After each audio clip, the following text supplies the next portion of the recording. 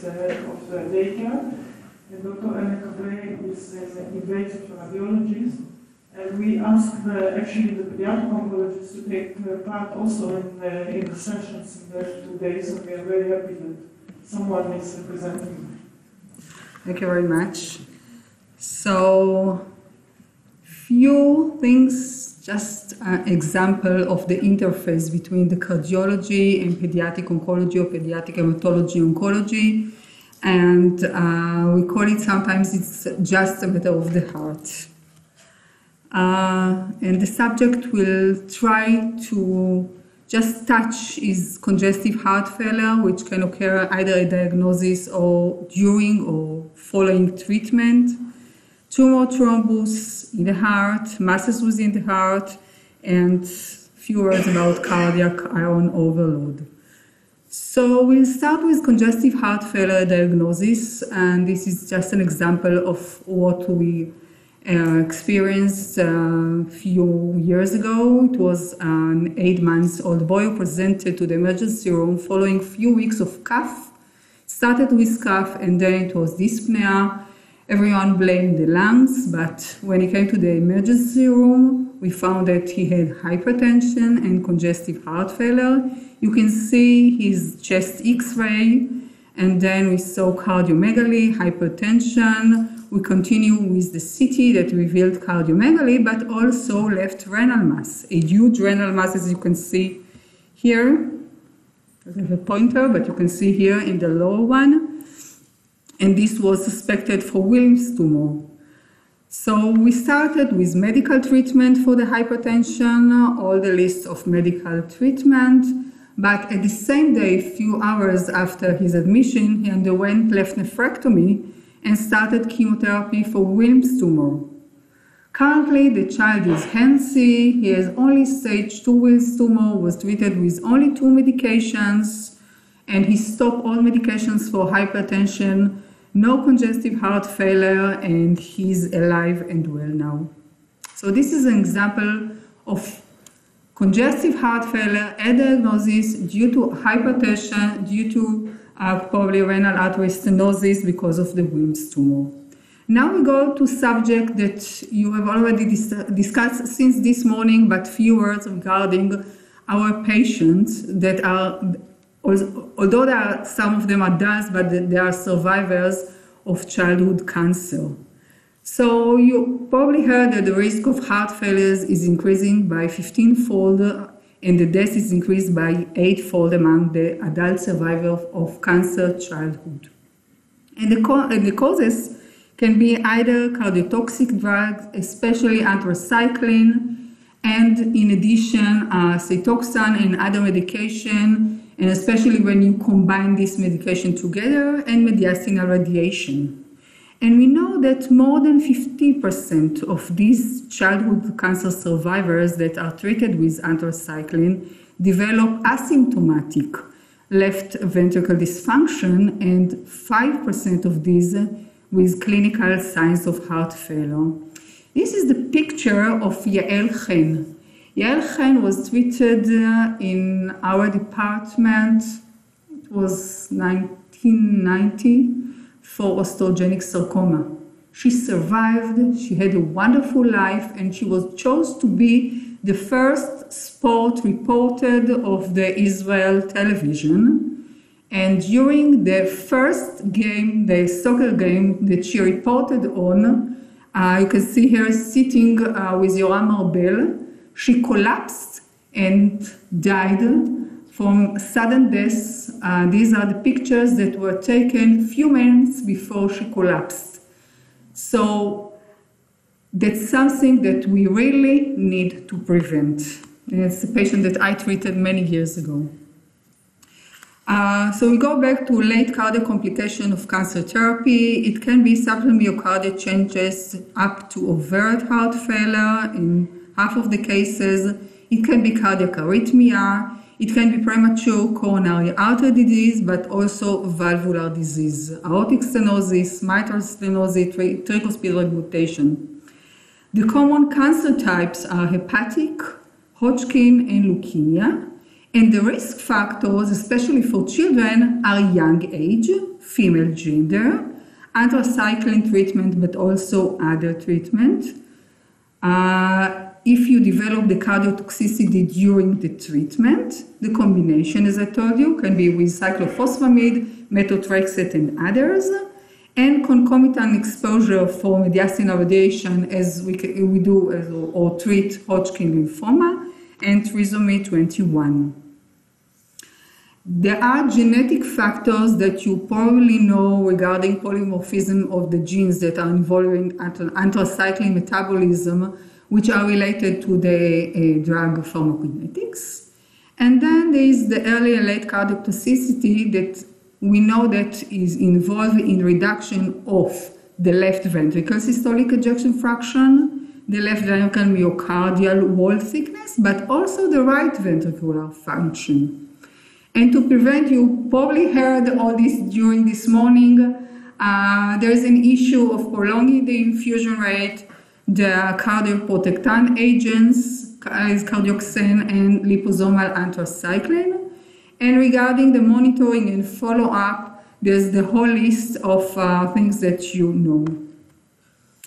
Then we'll talk a few minutes about the thrombus that goes into the heart. So this is an example of a 5-year-old girl with uneventful history and abdominal pain. So at diagnosis, the CT revealed a huge renal mass, and the thrombus that started from this renal tumor goes to the IVC into the right atrium, and in the right atrium it was a mass of 2.7 centimeters. So she received chemotherapy, radiotherapy for Wilms tumor. She received also Clexane in addition. We were afraid to do biopsy because she was in a very bad condition at diagnosis. But following 6 weeks of treatment, there was disappearance of the right atrial mass. And there was a residual thrombus that was smaller. And then she underwent nephrectomy and resection of the thrombus from the IVC and the renal vein. And she, during the operation, they needed lung heart bypass machine. But in the end, she is alive, no evidence of disease, doing very well. She received cumulative dose of doxorubicin of 225 milligrams per meter square, but her cardiac evaluation is normal. So this is an example of thrombus that started from the tumor into the heart.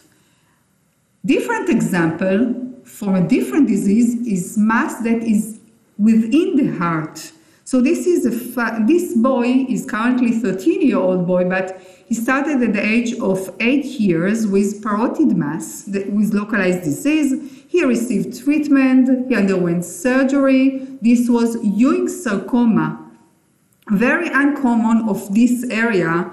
So he received treatment, local radiotherapy.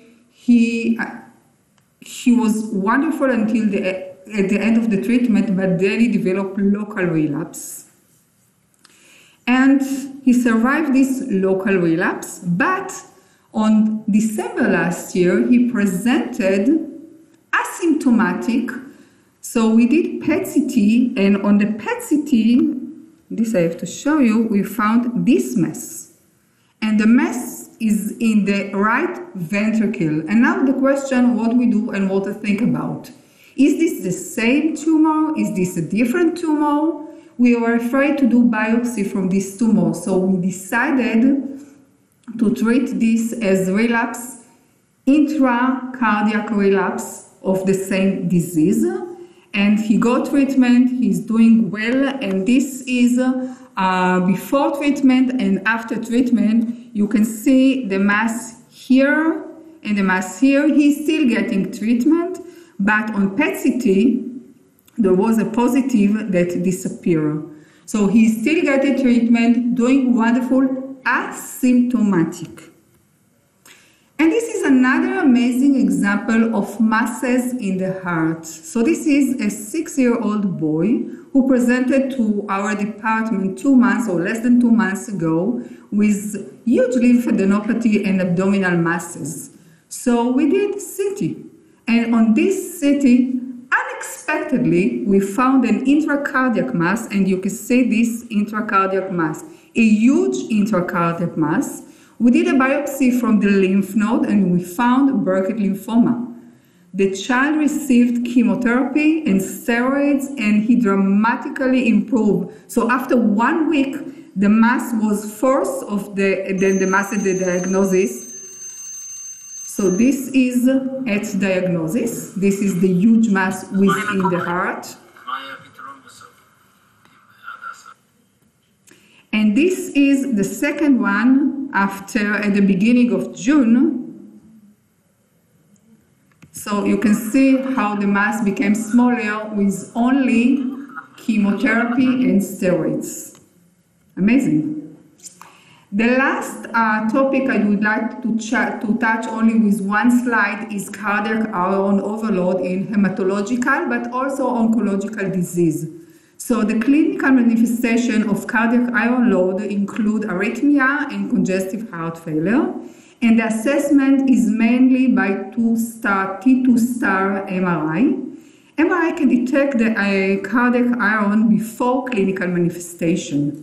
And we know that the cardiac clearance is extremely low, and the improvement in the cardiac MRI occurs much later than the apparent clinical improvement. So we can find the novel cardiac iron without liver iron due to different iron capacity and uptake mechanism. And the improvement in the different iron chelators over the last 15 years has led to great decrease in the cardiac complication of iron overload. But we need to remember this.